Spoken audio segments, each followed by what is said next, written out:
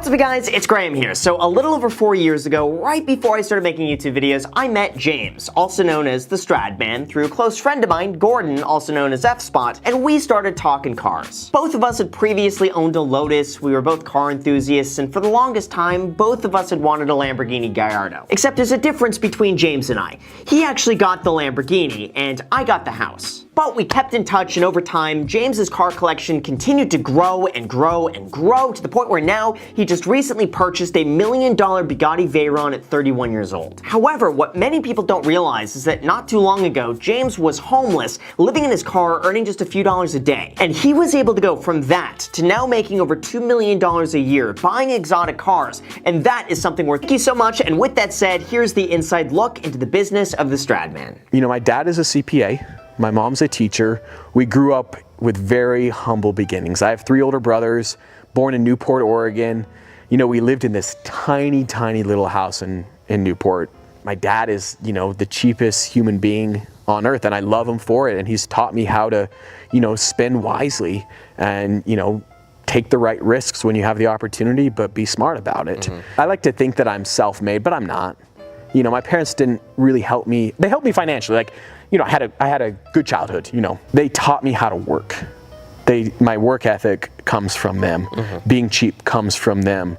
Being smart with my money comes from them. So I really, truly owe them all of my success. I love this car. Yeah, I've had it for 2 years. It's got the full 1016 kit, an FI straight pipe exhaust. This is an on-demand flamethrower. You rev it up, boom, boom, boom, boom. Selling cars. But it just wasn't working out. And so I packed up my 2002 Audi TT and I moved here to Utah. Didn't know anybody, didn't have a job, didn't have a place to live, slept in my car the first night. Next morning found an apartment, signed a 6-month lease, still didn't have a job. And then a couple weeks later I got a job up at the Montage Deer Valley in Park City, making $17 an hour. Worked there for a year or so.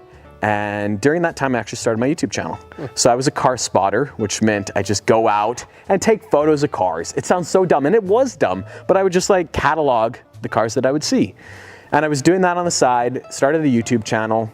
And then one day, the guy who worked next to me, I found out that he was making more money than me. And I thought that was an injustice because I was constantly taking stuff off his workload. And so I went to my boss's office and I put in my 2 weeks. And my thought was, oh, I'm too good, I'm irreplaceable. Like, they're gonna give me a raise. I'm gonna make where there's free parking, walking maybe, you know, a mile to Beverly Hills. And I would just stand there on Rodeo Drive for 8-12 hours a day, walking around, just hoping to see cool cars. And then every evening I would go to McDonald's, I would park outside McDonald's, I'd edit my videos, use their free Wi-Fi, post the video, and then I would find a different residential street every single night to sleep in the car. Because I didn't, you know, I wanted to be in a different location because if I was outside the same house every single day, somebody would you know, get upset. Did you get caught sleeping in the car? Because that's a tiny car. It is, it is. Tinted? Windows were not tinted. It's weird, when I was in Beverly Hills, I never had anybody wake me up in the middle of the night. There was a couple times when I'd go to car shows, you know, up in North Los Angeles, whatever, and I'd sleep in a mall parking lot and security would come knock on my door and tell me I had to go. I lived in the car for 58 days. I showered 1 time at the beach in Malibu. Didn't you think to get a gym membership or like park out 24? I couldn't afford it. Yeah. I was so, like, I've always been Get a gym membership, take a shower. For sure, for sure. Weren't they worried about your safety? They were. So my mom was obviously worried sick about me constantly. And the car, so my Audi broke down while I was living in it. One night outside of McDonald's, I came out and the car wouldn't turn on. And that's when I realized, like, this is a bad situation. Car wouldn't turn on, car was broken down. Audi Santa Monica quoted me at like $1,200 to replace the fuel pump. And I didn't have that amount. I only had like $800. My mom offered to pay for the repair. But I was so, like, I had such an ego. I was like, no, I put myself in this situation. I have to get myself out of it. You know, I was 24 at the time, so I wasn't like a little kid. Like, I was a grown man in the sense, even though I was doing something that a 9-year-old would do. But like, I still knew that this was all my fault. Like, if my mom would have fixed the car, it would have been like, I can't do this YouTube thing. I had to get oh, you can't ship it to the 2002 Audi TT on Santa Monica Boulevard. And so I discovered that with the USPS, you can actually ship something to the post office and you can go there and pick it up. But I got this fuel pump, got back to the Audi, and then the next morning, I was like a surgeon. And I'm not great at working on cars, but I'm average. But during that, 8-day, 9-day window, I'd been studying online how to change it. I've been going, getting the parts that I needed, the tools that I needed, and I changed it in like, I don't know, maybe an hour and a half. We're gonna pop it into sport mode and go.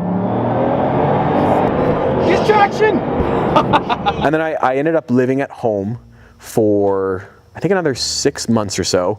I got a job as a night auditor at a hotel making $14 an hour. And I didn't have any friends. I worked alone at this hotel in the middle of nowhere, had to wear this silly outfit with a tie and a sweater and big clown shoes. And, I had no social life. But what's crazy is this entire time I was still pursuing the YouTube dream, like easiest thing. So there's an event in Sun Valley, Idaho called the Sun Valley Tour de Force. And it's a top speed event where they shut down the state highway and cars can test their top speeds. And I filmed 6 Bugatti Veyrons, like testing their top speed. What's crazy is that one of those Bugatti Veyrons is this car right here. Really? It's the exact same car. Wow. And that weekend I filmed a video called Bugatti Veyron Super Sport hits 246 miles an hour. And it was on the front cover of yahoo.com. I had probably 2,500 subscribers. The video got just over 1 million views in 24 hours.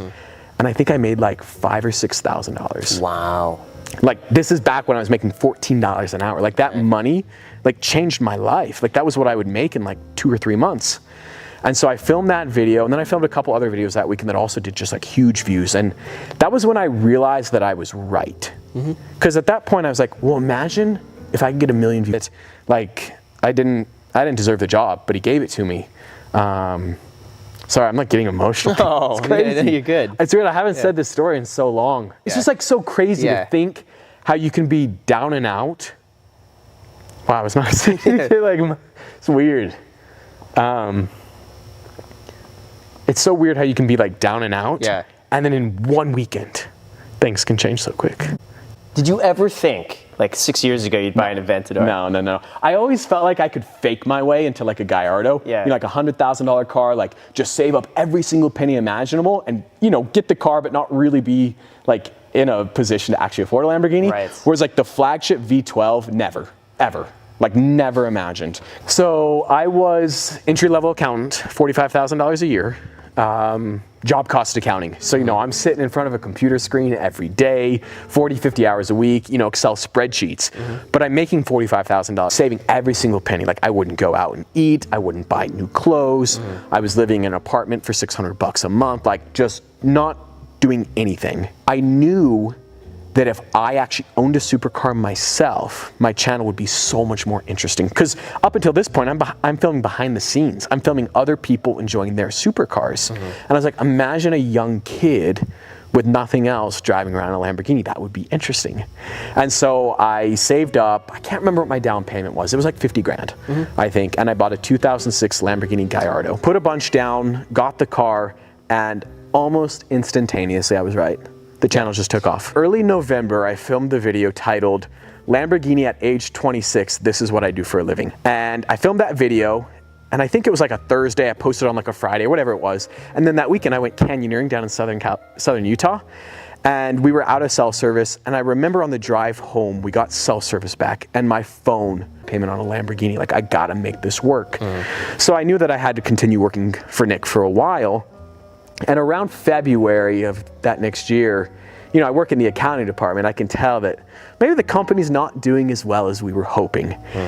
And people started quitting and they weren't being replaced, and I was taking on more responsibilities. April 1st, 2016, I think it would have been, Nick walked into my office, closed the door, and I think my first words were like, wait, is today the day? Like, cause I knew it was gonna happen. It was a Friday, the first day of the month. Like, I remember the day before. But it's also April 1st. It's April 1st. That's a great day to pull a prank. It is a great day. It is a great day to pull a prank. But you know how, like, you just know, the writing's on the wall. And sure enough, the company was going under. And I was in the first round of layoffs. But April 1st was like, well, here we go. This is the moment. And I just started filming like crazy every single day. It's every day. So I need my life to be stress-free, if that makes sense. This here, you have how many cars at this point? So I have 8 cars. What's the total payment for all 8 cars? So 8 cars, 7 are paid off, and the Bugatti is financed. So I paid $880 for it. I put down $580, financed the remaining $300, and my payment is $4,765 every single month. How much money do you have in cars? I'm trying to do the math. I'm gonna round the numbers to make it easier. Let's say 250, 250, 500. Let's just say 900, so that's 1.485, 1.485. The Gallardo's probably 100. The 430 Challenge, maybe another 100, let's say 1.685. The Gladiator, another 100, 1.785. The Raptor, let's say another 100. I'm being a little, I'd say $1.9 million in cars. But I see every single car as been down the freeway, people remember it. They'll find my channel, they'll talk about my channel, they'll come watch all the other videos. And so it just kind of adds that level of uniqueness as well. All of these are like owning a little bit of real estate, except in a car form that you're able to get content from. The best car I've ever owned per view was the Supra. I paid $60,000 for that car. I averaging 1 million views plus with that car. Like, views to dollar, couldn't be beat. But no other investments? Stock market? No. So I was a sophomore in college, and I decided that I was gonna get into the stock market because I had this dream of buying supercars one day, and that's what you do to make money. And so it was September of 2008. Early September 2008, I took my entire summer savings from an internship that I had at the Department of Transportation, and I invested all of that in the stock market. Didn't know what I was doing. I became a day trader overnight, and I had great success. I think the first day I made like $900, which was amazing. You know, where it's me making the decisions. I go buy a car that I've decided is a good deal, and I flip it and I make profit. And so I haven't invested in the stock market since. Are you going to? Can I convince you to start doing that? Maybe. I need to do it. You're absolutely right. I just haven't. Okay, you'll need to at some point. Absolutely, absolutely. This, I agree with you. I think this makes more sense right now from an ROI standpoint, but I think long term, can you do this forever? Right. Do you eventually want to scale back? And that's where I think other investments come in. Absolutely, I 100% agree. How many income sources would you say you have now? I mean, it's all focused around YouTube. Yeah. So you could say one. Now, if you break it down, you have AdSense, you have sponsored content, you have merchandise, but it's all YouTube focused for sure. So everything for you is on YouTube. Yeah. Can you talk about income? Do you feel comfortable talking about that? Just as a very rough number, in 2020, I'll make about $2 million on YouTube. Wow. That's from everything. That's from merch sales, sponsored content. So I have the payment on this car, which, I mean, $4,765. Right. That's my big expense. I actually, when I signed the 1-year lease here, I actually just paid the whole thing. I just wrote him a check for the whole amount because it was just easier. It makes my life simpler. One less thing to worry about. And so it's just a sunk cost, like it's gone. And then the land, my payment is like $2,000 or so. But then, you know, insurance on all the cars obviously is significant, $1,500 a month for all the cars. Yeah, it's not as bad as you think. No, it's not. It's truly not. A lot of the mods that I do for the cars, those will cost money. Like the Liberty Walk kit on the Roadster, you know, that's 50, 60 grand. You know, so I'm taking a lot of the money I'm making, I'm buying more cars, I'm buying nicer cars. But as far as outside of the business, nothing. I mean, food, I eat cheap. I live in a bedroom for $800 a month.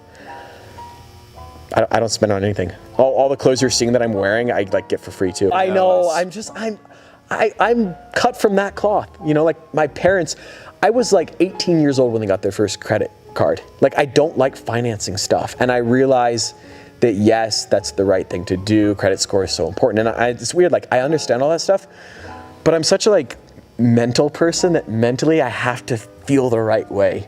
And so getting a car financed, you know, I hate that. Putting stuff on a credit card, not just paying for it in cash, bugs me. Imagine putting $1,500 a month of your insurance on a credit card that you immediately pay off from a checking account. Right. You're going to be racking up a whole bunch of points to travel anywhere you want to for free. Within 1 year of spending, anywhere you want to go, first class can be free. Just I don't have a good answer for that. Yeah, if you guys want to try, I messed it up. You say it. You gotta destroy the like button for the YouTube algorithm. Yes, sir. Destroy yes, it. sir. Just do It's it. just right down there, boys. Right Right down there. Just give it a little Just tap. smash that like button. How many hours a day would you say you work? When I'm filming, I usually wake up, the events door back. Maybe I'll do some Instagram stuff as well on those off days. You know, I filmed TikTok yesterday.